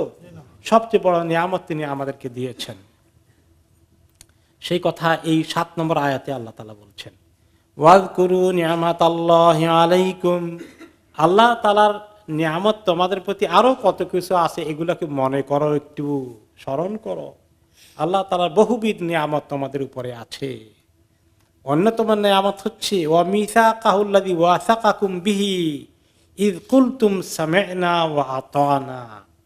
তোমরা আল্লাহ তাআলার নিয়ামতকে স্মরণ করো এবং তোমাদের সঙ্গে আল্লাহ তাআলার কৃত চুক্তি, ওয়াদা, এইগুলোকে মনে করো, যেগুলোর মাধ্যমে তোমরা আল্লাহ তাআলার সঙ্গে চুক্তিবদ্ধ হয়েছ। যখন তোমরা বলেছিলে আমরা শুনতে পেলাম, আমরা মেনে নিলাম। একজন মোমেন যখন এইভাবে আমরা কোরআন হাদিস শুনি, সাহাবায়ে কেরাম যখন নবী করিম সাল্লাল্লাহু আলাইহি ওয়াসাল্লাম কাছ থেকে ওহীর কথা শুনেছেন, শুনে ওনারা কি বলেছেন? সামি'না ওয়া আতানা, আমরা শুনলাম আল্লাহর কথাগুলো, আল্লাহ রাসূলের কথাগুলো, আমরা এগুলোকে মেনে নিলাম। এটাই হচ্ছে মুমিনের একটা বড় ধরনের কোয়ালিটি, যে দ্বীনের কথা শোনার পরে সে সঙ্গে সঙ্গেই মেনে নেয়, কোনো হেজিটেশন করে না, আপত্তি করে না, প্রতিবাদ করে না, দ্বিধাদ্বন্দ্বে ভোগে না, তার মনে কষ্ট আসে না এত কঠিন সিদ্ধান্ত কেন আল্লাহ তাআলা চাপিয়ে দিলেন। বরঞ্চ সে একদম খাঁটি দিলে আল্লাহ তাআলার এই সিদ্ধান্তকে গ্রহণ করে মেনে নেয়। তো এই যে আমরা যে যখনই ঈমান আনি, আমাদের সঙ্গে আল্লাহ তাআলার চুক্তি হয়ে যায়। আল্লাহ তাআলার চুক্তি কয়েকটি পর্যায়ে হয়। যেমন আমাদের এক পর্যায়ে চুক্তি হয়ে গেছে, কোন জায়গায়? আমরা যখন আলামুল আরওয়াহে ছিলাম, আল্লাহ তাআলা আদম আলাইহিস সালামকে সৃষ্টি করে যখন আমাদের রূহকে পয়দা করেছেন, তখনই পয়দা করে ফেলেছেন রূহ, সৃষ্টি করার পরে পরে আদম আলাইহিস সালামকে। এই রূহ আমাদের আল্লাহ তাআলার হেফাজতে সংরক্ষিত ছিল, আছে দুনিয়াতে আসার আগে, তাই না?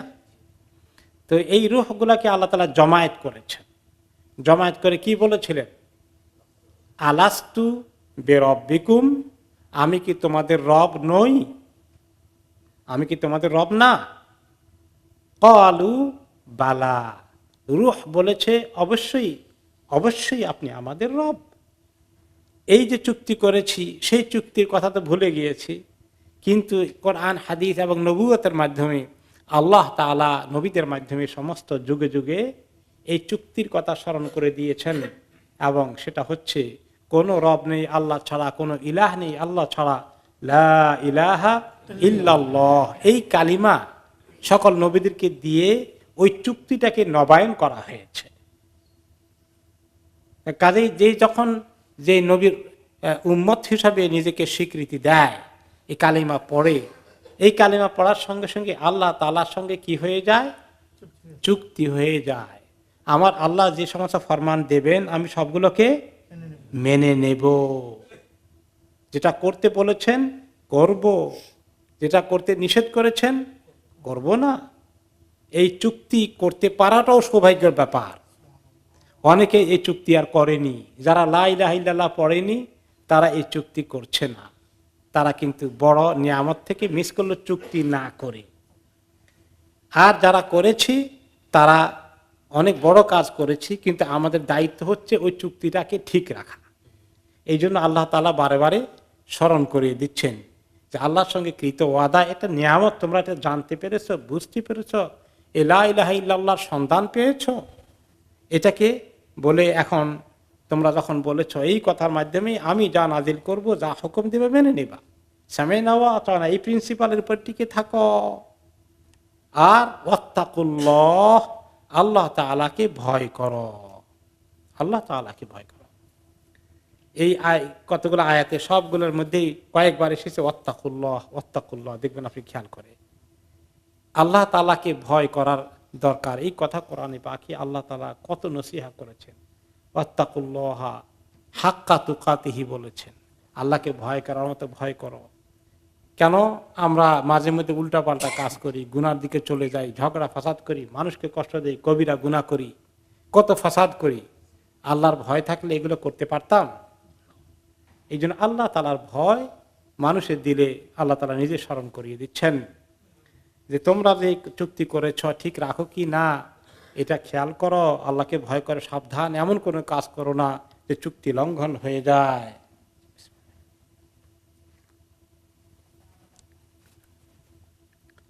এরপরে আল্লাহ তাআলা বলেন ইন্নাল্লাহা আলিমুম বিযাতিস সুদূর, আল্লাহ তাআলা ভালো করেই জানেন অন্তরগুলোর মধ্যে কি আছে।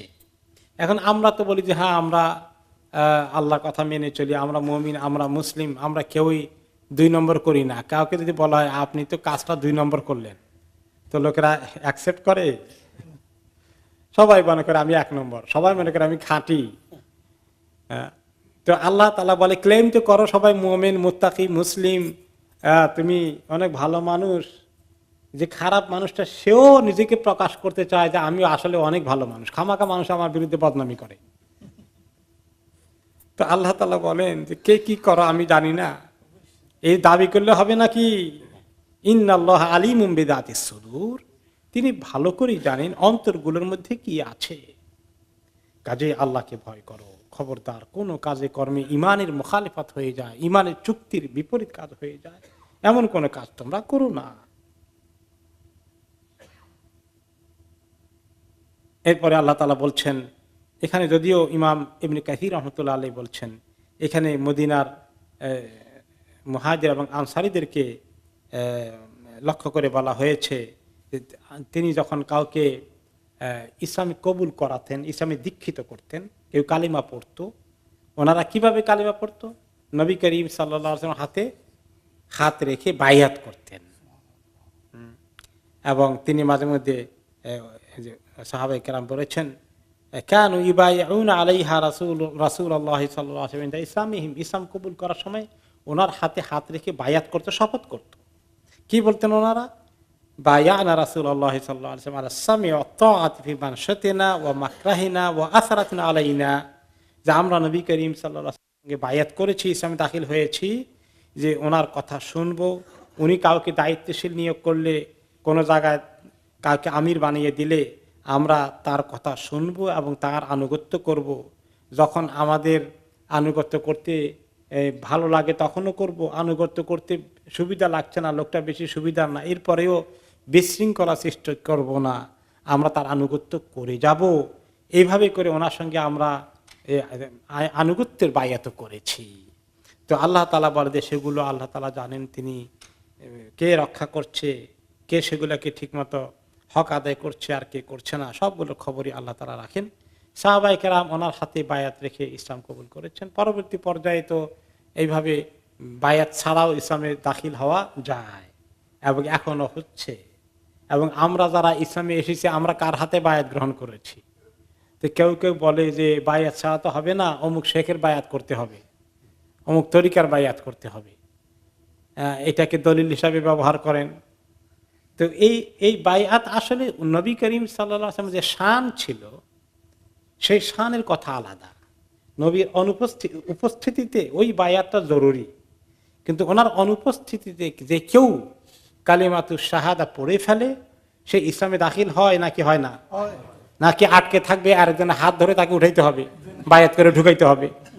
না, ইসলামে দাখিল হয়ে গেল। মান ক্বালা লা ইলাহা ইল্লাল্লাহ দাখালাল জান্নাহ। নবী করিম সাল্লাল্লাহু আলাইহি ওয়াসাল্লাম ঠিক মতো লা ইলাহা ইল্লাল্লাহ যদি পড়ে আর এর হক হুকুক আদায় করে জান্নাতে চলে যাবে, কারো হাতে বায়াত হওয়া জরুরি না। নবী করিম সাল্লাল্লাহু আলাইহি ওয়াসাল্লামের শান, ওনার হাতে এটা কবুল করার মর্যাদা সাহাবারা মিস করতে চান নাই এবং তিনি সুযোগ দিয়েছেন, সেটা আলাদা। এটার উপরে কিয়াস করে যে অন্যান্য বিভিন্ন বায়াত করা হয়, এই বায়াতগুলোকে এত গুরুত্ব দেওয়া, এই পজিশনে নিয়ে যাওয়া, এটা টু মাচ। ওকে, তারপরে হলো পরবর্তী আয়াতে আল্লাহ তাআলা বলছেন, ইয়া আইয়ুহাল্লাযীনা আমানু কুনু কাওয়ামিনা লিল্লাহি শুহাদাআ বিল কিসত ওয়া লা ইয়াজরিমান্নাকুম শানাআনু কওমিন আলা আল্লা তা'দিলু ই'দিলু হুয়া আকরাবু লিত-তাকওয়া ওয়াত্তাকুল্লাহ ইন্নাল্লাহা খাবীরুম বিমা তা'মালুন। হে ঈমানদারগণ, তোমরা আল্লাহর জন্যে ইনসাফের সাক্ষী হিসাবে দাঁড়িয়ে যাও।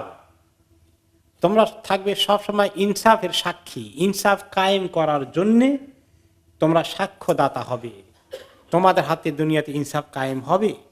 কোনো জায়গায় যদি কোনো পক্ষের মধ্যে বাদ প্রতিবাদ হয়, কোনো কেস আসে, তোমরা সব সময় কি করবে? হকের পক্ষে সাক্ষী দেবে এবং তোমাদের হাতে যেন কোনো বেইনসাফ কায়েম না হয়।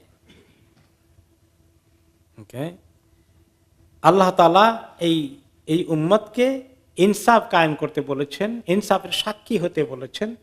বেইনসাফ কায়েম করা, কোনো জায়গায় বিচারের আসনে বসে দরবারি হিসাবে কোনো জায়গায় বসলে ইনসাফের বিপরীত কোনো রায় দেওয়া অথবা সাক্ষ্য দিতে গিয়ে মিথ্যা সাক্ষী দেওয়া, যাতে করে একটা রায় আসে অন্যায়ভাবে, এইরকম করাকে আল্লাহ তাআলা অনেক বড় ক্রাইম হিসাবে সাব্যস্ত করেছেন। উম্মতকে আল্লাহ তাআলা বলছেন, তোমরা ইনসাফ কায়েমের সাক্ষী হয়ে যাও। আরেকটি বিষয় কেন হচ্ছে, ওয়ালা ইয়াজরিমান্নাকুম শানাআনু কওমিন আলা আল্লা তা'দিলু।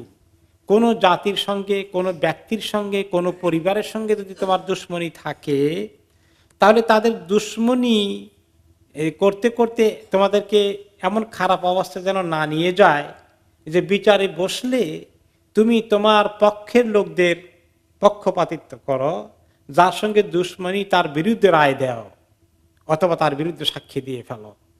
এরকম হয়ে যায়।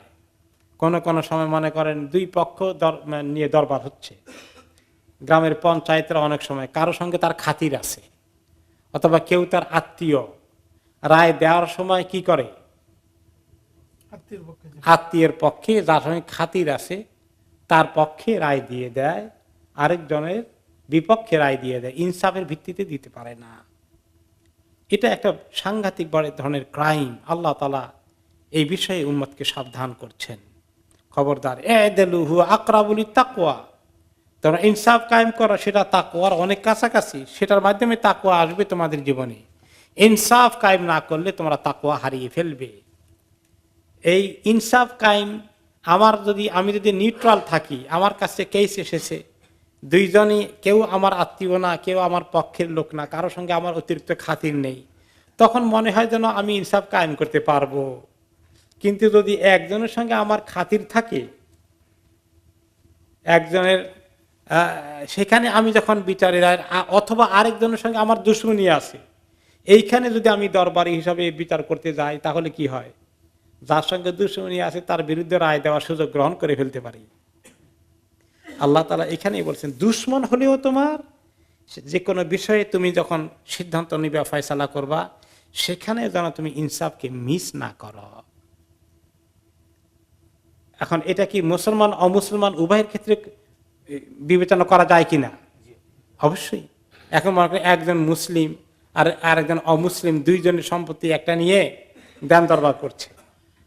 এখন আপনি চিন্তা করেন, সেখানে গিয়ে আপনার মধ্যস্থতা করার সুযোগ এসেছে না, আপনি যদি চিন্তা করেন আমার মুসলমান ভাইটাকে একটু আমি পাশ করে দেই, হেল্প করে দেই, এবার অমুসলিম তারে যেমনি পাই ঠকাই দিই, এটা কি আল্লাহ তাআলা পছন্দ করবেন? না। ইনসাফ কায়েম করো।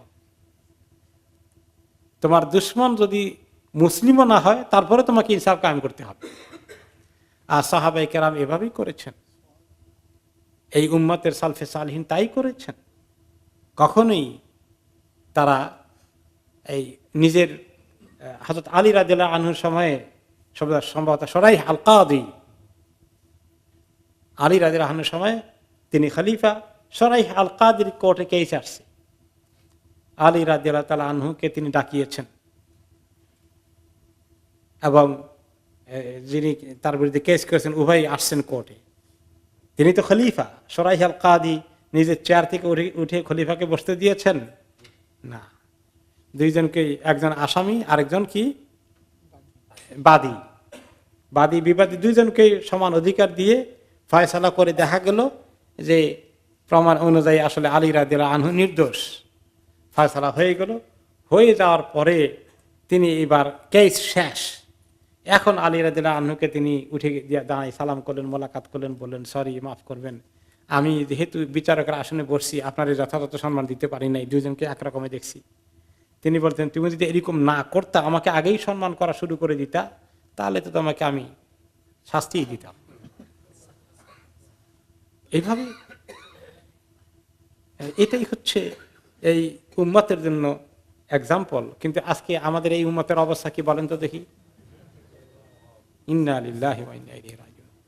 পৃথিবীর অমুসলমানদের কাছে যত ইনসাফ আছে, তার অর্ধেকও মনে হয় মুসলমানদের মধ্যে নাই। এত জালিম হয়ে গেছে মুসলিম সমাজ, বিচারকরাই সবার আগে জালিম হয়ে বসে আছে। আর যারা বিচার জোগাড় করার জন্য উকিল মুক্তার হবে, তারা ওই বিচারকদের কেনার জন্য, কোর্ট কাছারি কেনার জন্য, রায় পক্ষে নেওয়ার জন্য কি করতে হবে, সত্য না মিথ্যা, মিথ্যা না সত্য, কোনো খবর নাই। সেই জন্যই যারা ইনসাফ কায়েম করে এইরকম সরকার, যারা ইনসাফ কায়েম করে এরকম বিচারক, এদেরকে আল্লাহ তাআলা এত সম্মান করবেন, এত সম্মান করবেন। কিয়ামতের দিন আল্লাহ তাআলা ইনসাফ কায়েমকারী সরকারি কর্মকর্তা হোক, সরকারের প্রধান হোক, রাষ্ট্রপ্রধান হোক, বিচারক হোক, তাদেরকে আল্লাহ তাআলা আরশের ডান পাশে নূরের মিম্বর বানিয়ে সেখানে বসতে দিবেন। এবং হাসরের ময়দানে যে সমস্ত লোকেরা এই যে গরমের মধ্যে সূর্য তখন মাথার উপরে চলে আসবে, এই কষ্টের সময় 7 ধরনের লোককে আরশের নিচে ছায়া দেবেন। তার মধ্যে অন্যতম হচ্ছে ন্যায় বিচারক অথবা ন্যায় পরায়ণ শাসক। আর মুসলমানদের শাসকগুলো, বিচারকগুলো এই মর্যাদাকে হারিয়ে দুনিয়া কামাই করার জন্য বেইনসাফ কায়েম করতে পাগল হয়ে গেছে। সুবহানাল্লাহ।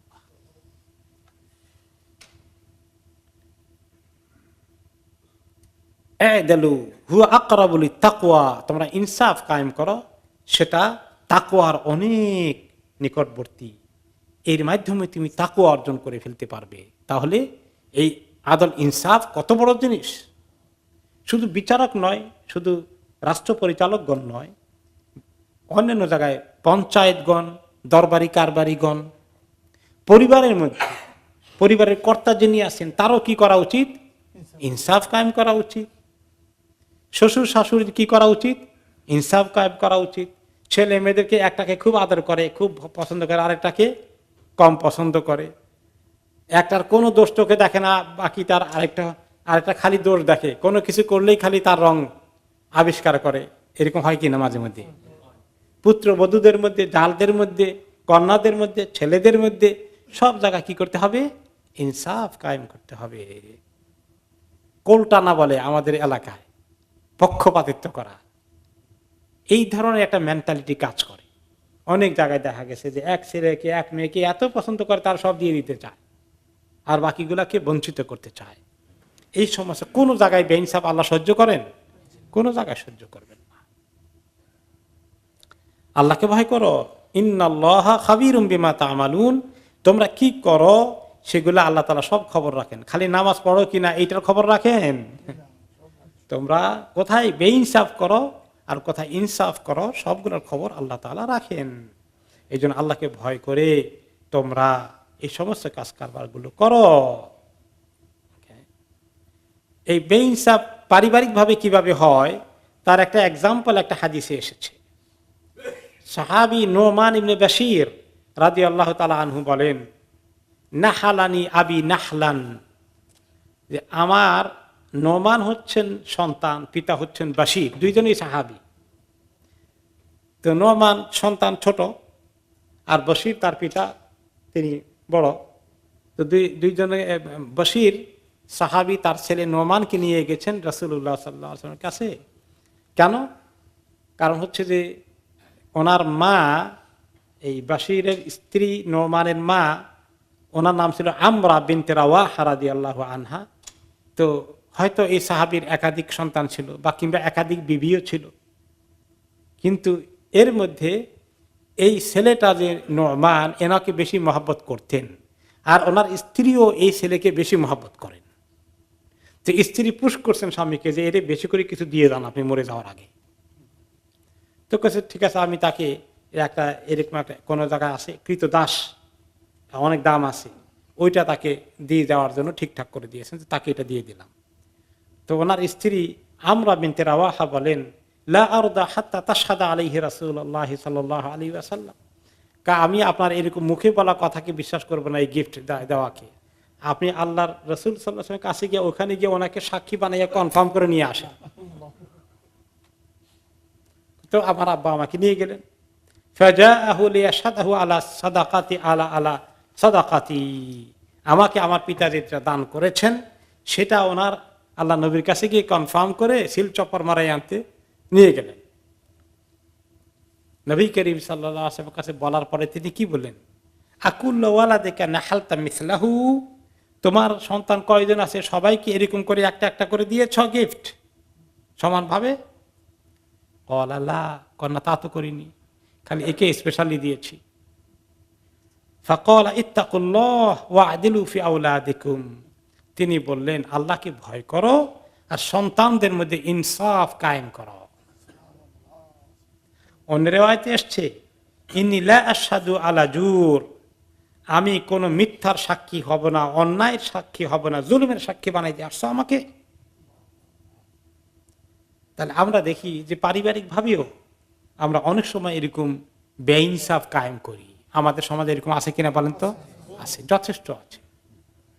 এক পুত্রবধূকে এত আদর করে বাকিটাকে একেবারেই ঘৃণা করে, এক ছেলেকে আদর করে বাকিগুলো দেখতে পারে না, এক মেয়েকে আদর করে বাকিগুলোকে দেখতে পারে না, এরকম অনেক করে। একটার ছেলে মেয়েকে এত আদর করে বাকিগুলোর ছেলে মেয়ের খবরই নেয় না, এরকম আমি দেখেছি।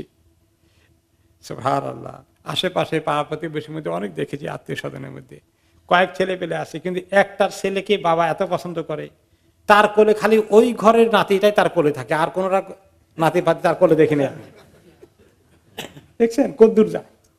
ছেলেকে শুধু না, ছেলের একেবারে সন্তানদের পর্যন্ত এই পক্ষপাতিত্বমূলক আচরণ এগুলো ফিল করে বাকিরা। আল্লাহ আমাদেরকে মাফ করুন। কোনো কোনো সময় এমন হয় যে কোনো সন্তানের প্রতি মা বাবার একটু দুর্বলতা সৃষ্টি হয়ে যায়। এটা হিউম্যান নেচার। দেখেন, আমি যতই বলি যে একদম সমানভাবে আদর করব, কাউকে একটু বেশি করব না, দাঁড়ি পাল্লা দিয়ে এত মেপে মেপে করা যাবে সম্ভব না, কিছু তো বেশ কম হতে পারে এটা। কিন্তু আমি যদি জেনে বুঝে কাউকে কিছু না ঠকাই এবং ওপেনলি একজনকে খুব বেশি মহব্বত রাখে এক্সারসাইজ না করি, মনে দিলের ভিতরে একটু মহব্বত একজনের জন্য বেশি একজনের জন্য একটু কম, কিন্তু প্রকাশ না করি যে তারে দেখতে পারি না, তারে খুব পছন্দ করি, এরকম যেন অবভিয়াস না হয়ে যায়। সে কথাই নবী করিম সাল্লাল্লাহু আলাইহি ওয়াসাল্লামের কাছ থেকে আমরা শিখি কিভাবে তিনি যখন ওনার বিবিদের ব্যাপারে তার সব বিবিদের প্রতি তিনি সবসময় ইনসাফ কায়েম করেছেন, কিন্তু মা আয়েশা রাদিয়াল্লাহু আনহার বিভিন্ন যোগ্যতার কারণে তীক্ষ্ণ বুদ্ধি, জ্ঞান, চর্চা সবকিছু মিলে তিনি ছিলেন সব দিক থেকে মানে তুলনাহীন, তাই না? তো এই জন্য ওনার প্রতি ওনার একটু বেশি স্পেশাল মহব্বত ছিল। তিনি এটা নিয়ে একটু চিন্তায় ছিলেন যে আমি তো কোনো বেইনসাফ করি না কোনো কিছু বন্টন করতে, কিন্তু দিলের মধ্যে যে তার জন্য একটু বেশি মহব্বত, আল্লাহ তাআলা আমাকে ধরে ফেলেন কিনা। তো এই জন্য তিনি আল্লাহর কাছে দরখাস্ত করলেন যে আল্লাহ, আমার যেটা ক্ষমতা আছে ইনসাফ কায়েম করার, সেটা তো আমি ইনসাফ কায়েম করার ক্ষেত্রে আল্লাহ আপনি সাক্ষী, আমি কোনো ত্রুটি করি না, আমার বিবিদেরকে সমানভাবে ভাগ করে দিচ্ছি। কিন্তু যেটার মালিক আমি না, সেটার মধ্যে যদি কিছু বেশ কম হয় আল্লাহ এটার জন্য আপনি আমাকে পাকড়াও করবেন না। তার মানে কি কোনটার মালিক উনি না, অন্তরের মালিক। অন্তরের মালিক কে? আল্লাহ তাআলা। আমার অন্তরের মালিক কি আমি? তার দলিল কি? হাদিসে এসেছে যে কুলুবুল ইবাদ বাইনা ইসবাই আর রহমান, মানুষের দিলগুলো কার দুই আঙ্গুলে ধরা? আল্লাহ তাআলা দুই আঙ্গুল দিয়ে ধরা। যখন যেদিকে চান ঘুরান। এই জন্য আমরা দোয়া করতে হয় আল্লাহুম্মা ইয়া মুকাল্লিবাল কুলুব সাব্বিত কুলুবানা আলা দীনিক। আল্লাহ যিনি অন্তরকে ধরে রাখেন এবং ঘুরান, আপনি আমার অন্তরকে দ্বীনের মধ্যে সাবিত করে রাখেন। তাহলে এই অন্তরের মালিক আল্লাহ তাআলা।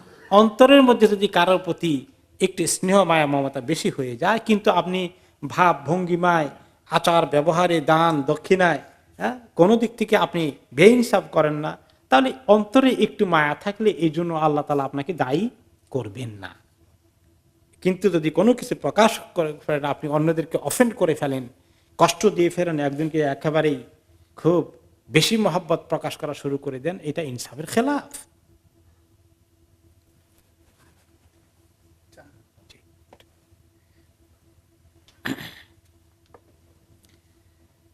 এরপরে আল্লাহ তাআলা আমাদেরকে এগেইন এই আয়াত আবার বললেন ওয়াত্তাকুল্লাহ, আল্লাহকে ভয় করা। দেখছেন, একটু আগের আয়াতে বলেছেন ওয়াত্তাকুল্লাহ, এখন আবার বলছেন। কারণ কি? আল্লাহকে ভয় না করলে মানুষ এগুলো করে, আর আল্লাহকে ভয় করলে এগুলো করতে পারে না। আল্লাহকে ভয় করলে মানুষ বেইনসাফ হবে না, আমি আল্লাহর কাছে আটক হয়ে যাবে, ইয়া আল্লাহ আমি বেইনসাফ করলে আল্লাহ আমাকে পাকড়াও করে ফেলবেন। ইন্নাল্লাহা খাবীরুম বিমা তা'মালুন, তোমরা যা কিছু করো সেগুলো আল্লাহ তাআলা খবর রাখেন। ওয়াদাল্লাহুল লাযীনা আমানু ওয়া আমিলুস সালিহাতি লাহুম মাগফিরাতুন ওয়া আজরুন আযীম। আল্লাহ তাআলা ওয়াদা করেছেন ওই লোকগুলোকে যারা ঈমান এনেছে এবং নেক আমল করে যাচ্ছে, তাদেরকে আল্লাহ তাআলা ওয়াদা করেছেন। কি ওয়াদা করেছেন? লাহুম মাগফিরাতুন ওয়া আজরুন আযীম, তাদের জন্য মাগফিরাত এবং বিশাল পুরস্কার। মাগফিরাত অর্থ কি?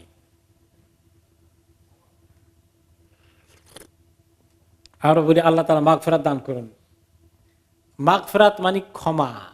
আল্লাহ তাআলা গাফুর, ক্ষমা করে দেওয়া, মাফ করে দেওয়া। আমাদের আল্লাহ তাআলার পক্ষ থেকে মাপ পাওয়ার দরকার আছে না নাই? কেন মাপ পাওয়া লাগবে? কি আমাদের অসুবিধা কি? অনেক গুনাহ করেছি, কত গুনাহ করেছি। সব গুনার জন্য যদি আল্লাহ শাস্তি দেন, মাফ না করে দেন, আমাদের উপায় আছে? তাহলে আমাদের অনেক মাগফিরাতের দরকার। তো আল্লাহ তাআলা বলেন যে তোমরা যে মাগফিরাত পেতে চাও, তাহলে এই সমস্ত বেইনসাফি কাজ করো না। একটু আগে যেগুলো বলেছি, এগুলো না করলে, তাকওয়া সৃষ্টি হলে তোমাদের জন্য মাগফিরাতের ওয়াদা আছে। আর আজরুন আযীম, অনেক বড় বিশাল পুরস্কার আছে। যে সমস্ত মুমিন বান্দা বান্দিরা আল্লাহ তাআলার কাছে মাগফিরাত চায়, গুনাহ মাফ চায়, বড় পুরস্কার চায়, জান্নাত চায়, তারা কি বেইনসাফ কায়েম করতে পারে? বেইনসাফ হতে পারে? নো, তাদেরকে ইনসাফ কায়েম করতে হবে, ইনসাফের পক্ষে থাকতে হবে। ওয়াল্লাযীনা কাফারু ওয়া কাযযাবু বিআয়াতিনা উলাইকা আসহাবুল জাহিম। আর যারা কুফরি করে আর আমার আয়াতকে মানতে অস্বীকার করে, এরা হচ্ছে জাহান্নামের সাথী, জাহান্নামের অধিবাসী। তাহলে বোঝা গেল ঈমানদার লোকেরা বেইনসাফ কায়েম করতে পারে না। তাদের এই তাকওয়া অর্জন করা দরকার, ইনসাফ কায়েম করা দরকার। এরকম করলে তাদের জন্য অনেক বড় পুরস্কার আছে। আর ঈমানের বিপরীত যে যারা অবস্থান নিচ্ছে তারা কাফের, তাদের আল্লাহ তাআলার প্রতি কোনো বিশ্বাস নাই, আল্লাহ তাআলার কাছে জবাবদিহির কোনো খবর নেই। আর এই জন্য তারা এগুলাকে ইয়াকিন করে না, বিশ্বাস করে না, তারা জাহান্নামের সাথী হয়ে যাবে। কিন্তু তারা মুমিন, তাদেরকে জাহান্নামীদের মতো কাজ কারবার করলে হবে না।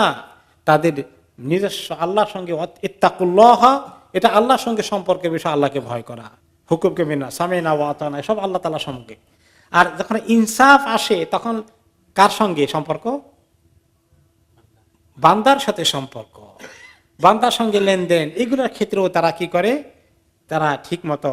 তাহলে আমাদের দুটো সম্পর্ক আছে, একটা আল্লাহ তাআলার সাথে সম্পর্ক, আল্লাহর ইবাদত করা, আল্লাহর হুকুম মানা, আর একটা মানুষের সঙ্গে আমাদের লেনদেন সম্পর্ক। সেখানে অনেক বিষয় আছে, হুকুকুল্লাহ, হুকুকুল ইবাদ, হাক্কুল্লাহ, হাক্কুল ইবাদ, দুটোটাকে আমাদের ঠিক রাখতে হবে। প্রকৃত ইমানদাররা এর হেরফের করতে পারে না। যারা এগুলোর মধ্যে হেরফের করে, বোঝা গেল আসলে তারা সত্যিকার ইমানদার কি না, এখানে প্রশ্ন এসে যায়। আর কোনো কারণে যদি কুফরের দিকে চলে যায় তাহলে তো তারা জাহান্নামী হয়ে যাবে। কাজেই সেই রাস্তা থেকে সাবধান করার জন্য আল্লাহ তাআলা কাফেরদের কথা এখানে উল্লেখ করেছেন। এরপর আল্লাহ তাআলা বলছেন যে এই মুসলমানদের সঙ্গে কাফেরদের অনেক বিষয়ে অনেক সংঘর্ষ, অনেক ধরনের ব্যবধান এবং তাদের পক্ষ থেকে চ্যালেঞ্জ, এগুলো যুগে যুগে এসেছে এবং আসবে। সব নবীদের সঙ্গে এই কাফেরদের টক্কর হয়েছে কি না? হয়নি, টক্কর হয়েছে। তো সেই অবস্থা পৃথিবীতে যুগে যুগে থাকবে। এই বিষয়ে আল্লাহ তাআলা নবী করিম সাল্লাল্লাহু আলাইহি ওয়াসাল্লাম যখন দুনিয়াতে দ্বীনের কাজ করতে আসলেন, মক্কার কাফেররা কুরাইশরা যেভাবে দুশমনী করলো, মদিনা থেকে বহিষ্কার করে দিল, মক্কা থেকে বহিষ্কার করে দিল, মদিনা হিজরত করে চলে গেলেন। মদিনায় গিয়ে আবার সেখানে ইহুদিদের সঙ্গে চুক্তি হয়ে গেলে সেখানে চুক্তি ভঙ্গ করে তাদের দুশমনী। ওদিকে আবার তবুকে রোমান সম্রাট আক্রমণ করার জন্য বাহিনী নিয়ে আসছে। তো কাজেই কত রকমের সংঘর্ষ। যেভাবে ছোট্ট জায়গা থেকে ইসলামের সূত্রপাত হয়, সারা দুনিয়ার শক্তির সঙ্গে মোকাবেলা করে ইসলাম তো টিকে থাকার কথা ছিল না। বলেন তো দেখি, নবী করিম সাল্লাল্লাহু আলাইহি ওয়াসাল্লাম কি শক্তি ছিল এবং সাহাবায়ে কেরামের কতটুকু শক্তি ছিল? মক্কাওয়ালাদের সঙ্গে মোকাবেলা করে মদিনাওয়ালাদের টিকার মতো কিছু ছিল? বদর, উহুদ, খন্দকে যেভাবে তারা প্রস্তুতি নিয়ে এসেছে, এক বদরেই শেষ হয়ে যাওয়ার কথা, উহুদেও শেষ হয়ে যাওয়ার কথা, থাকার কথা না, খন্দকে তো আরো থাকার কথা না, কিন্তু আল্লাহ তাআলা টিকিয়ে রেখেছেন। মদিনার ইহুদিরা কি দুশমনী করেছে, ওনাকে হত্যা করার জন্য কয়েকবার বিষ খাওয়াইয়াছে। বিষ খাওয়াই মানুষ বাঁচে না কি? আর আল্লাহ তাআলা বাঁচিয়ে রেখেছেন কিনা? আরেকবার দাওয়াত দিয়ে নিয়ে এক বসাইছে এমন জায়গায়, ছাদের উপরে বিশাল পাথর নিয়ে উঠে রাখছে। উনি বসবেন, ওনার মাথার মধ্যে এমনি করে এটা ঢেলে দিবে, উনি মাথা গুঁড়ো হয়ে যাবে। আল্লাহ তাআলা জিবরাইল আলাইহিস সালামকে দিয়ে পাঠিয়েছে, চলে আসেন এখান থেকে জলদি করে। তো আল্লাহ তাআলা এগুলো বলছেন যে যুগে যুগে কি হবে। ইয়া আইয়ুহাল্লাযীনা আমানু যকুরু নি'মাতাল্লাহি আলাইকুম, হে ঈমানদারগণ, তোমরা আল্লাহর নিয়ামতকে স্মরণ করো। ইয হাম্মা কওমুন আইয়াবসুতু ইলাইকুম আইদিয়াহুম, কিছু লোক যখন তোমাদের দিকে হাত বাড়ালো তোমাদেরকে শেষ করে দিতে, নিঃশেষ করে দিতে, তোমাদের নবীকে হত্যা করতে, তোমাদেরকে নিঃশেষ করতে, ফাকাফফা আইদিয়াহুমা কুম, তাদের হাতকে আল্লাহ সরিয়ে দিয়েছেন তোমাদের উপর থেকে, তাদের হাতকে আল্লাহ তাআলা গুটিয়ে দিয়েছেন, তাদের হাতের অসৎ ষড়যন্ত্র কার্যকরী হতে পারেনি।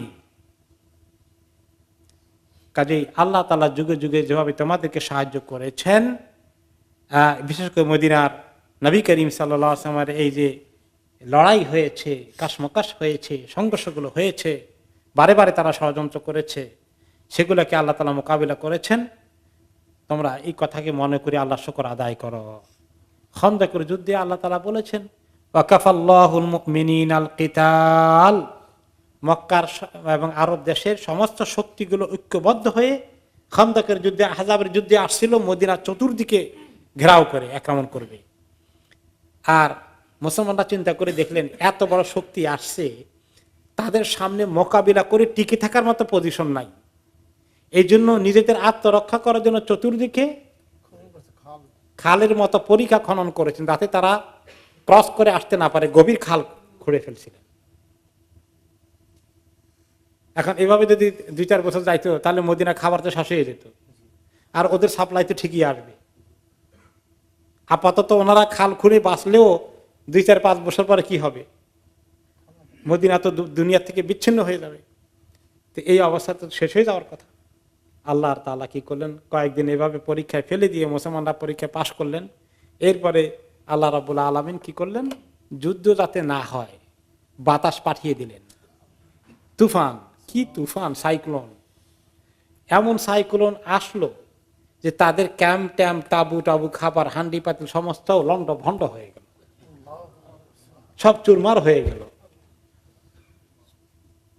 আর এমন শীত, এমন ঠান্ডা, গায়ের কাপড় চোপড় রাখাতে না, খেতা কম্বল সব কোন দিকে চলে গেছে। এখন দেখে যে মরণ ছাড়া গতি নাই, ল্যাজ গুটাইয়া মক্কার দিকে দৌড় দিছে সব। নবী করিম সাল্লাল্লাহু আলাইহি সাল্লাম রাতের অন্ধকারে শেষ রাতে খবর পাঠাইলেন, 2 সাহাবীকে খবর নিয়ে আসো, কওমের খবর কি, খবর নিয়ে আসো, দেখি আমার আল্লাহ কি করলেন। তো সাহাবী খবর দিলেন, ল্যাজ গুটাইয়া সব মক্কার দিকে হই হই করে দৌড় দিছে, পিছনের দিকে তাকায় না। আল্লাহ তাআলা আয়াত নাযিল করে দিলেন সকালবেলায়, ওয়াকাফাল্লাহুল মুমিনিনাল কিতাল, আল্লাহ তাআলা মুমিনদের পক্ষ থেকে লড়াই করে সাফ করে দিয়েছেন। মুমিনদের লড়াই করা লাগে নাই, আল্লাহ নিজেই দফা রফা করে দিয়েছেন। এই যে আল্লাহ তাআলা বলছেন যে ইয়া আইয়ুহাল্লাযীনা আমানু ইযকুরু নি'মাতাল্লাহি আলাইকুম, হে ঈমানদার লোকেরা, আল্লাহর কত নিয়ামত তোমাদের প্রতি, সেগুলোকে মনে করো, আল্লাহর প্রতি কৃতজ্ঞতা প্রকাশ করো। ইয হাম্মা কাউমুন, যখন কিছু লোক এসেছিল, দল এসেছিল বারে বারে তোমাদেরকে, আইয়াবসুতু ইলাইকুম আইদিয়াহুম, তোমাদের প্রতি হাত বাড়িয়েছে তোমাদেরকে শেষ করে দিতে, ফাকাফফা আইদিয়াহুম আনকুম, আল্লাহ তাদের হাতকে তোমাদের কাছ থেকে সরিয়ে নিয়ে গেছেন। ওয়াত্তাকুল্লাহ, আল্লাহকে এই জন্য ভয় করতে থাকো, আল্লাহকে ভয় করে চলো। আবার ওয়াত্তাকুল্লাহ আসছে, এই কয়েকটি আয়াতে বারে বারে এসেছে। আল্লাহকে ভয় করো। আর বিপদ আপদ মুসিবত দুশ্মনী, কওমের দুশ্মনী যখন বেশি বেড়ে যায়, আল্লাহকে তখন বেশি করে ভয় করা লাগে। যখন ইসলামের বিরুদ্ধে দুশ্মনী বেশি হয়, তখন কি করতে হয়? আল্লাহকে ভয় করতে হয়, আল্লাহর দিকে বেশি করে রুজু হতে হয়। সারাদিন চিন্তা করা, খালি মিডিয়ায় কি বললো ওটা নিয়ে খালি চিন্তা করা, কোনখান দিয়ে একটা ইসলামকে কমাই দিলে কি জানি তারা থামে কিনা, এরকম চিন্তা করলে ঠিক হবে? এই সময় আল্লাহকে বেশি করে ভয় করো। ওয়ালাল্লাহি ফালইয়াতাওয়াক্কালিল মুমিনুন, আর আল্লাহর উপরেই প্রকৃত মুমিনরা ভরসা করুক, আল্লাহ তাআলার উপরেই প্রকৃত মুমিনরা তাওয়াক্কুল করুক। তো কাজেই আর কোনো কিছু মুমিনকে রক্ষা করবে না, মুসলিম কওমকে রক্ষা করবে না, আল্লাহ তাআলার ভয় করা, আল্লাহর উপর তাওয়াক্কুল করা, এগুলোকে এখানে পরিষ্কারভাবে বলা হয়েছে। যে চ্যালেঞ্জের মোকাবেলায় যখন দুর্দিন চলে আসে, যখন অন্য কওমের দুশমনী বেশি হয়ে যায়, তখন আল্লাহ তাআলার প্রতি তাওয়াক্কুলকে আরো বাড়িয়ে দিতে হয়, আল্লাহকে বেশি করে ভয় করতে হয়, আল্লাহর কাছে বেশি করে আসতে হয়, কান্নাকাটি করতে হয়, দরখাস্ত দিতে হয় এবং আল্লাহ দিকে রুজু হতে হয়। এই লেসন আমরা এখানে পাচ্ছি।